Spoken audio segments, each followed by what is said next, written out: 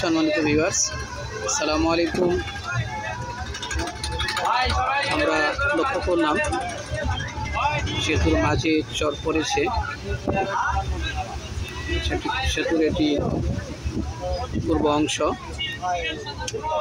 পশ্চিম অংশ পার হওয়ার সময় লক্ষ্য করেছি প্রচুর গভীরতা এবং পানি ছিল।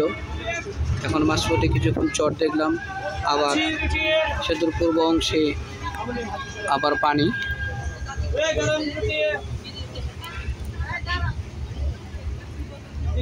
আমি ট্রেন থেকে দেখানোর চেষ্টা করছি নিচ থেকে পানির তল, পাশে রেল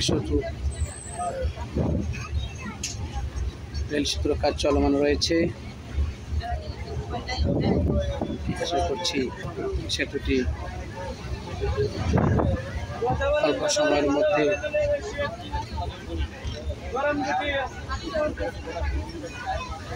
চলাচলের উপযোগী করে সব উদ্বোধন হবে।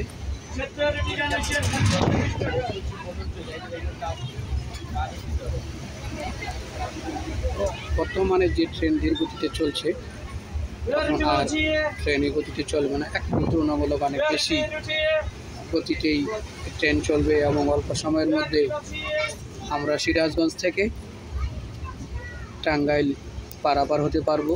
এর ফলে অনেক সময় বাঁচবে।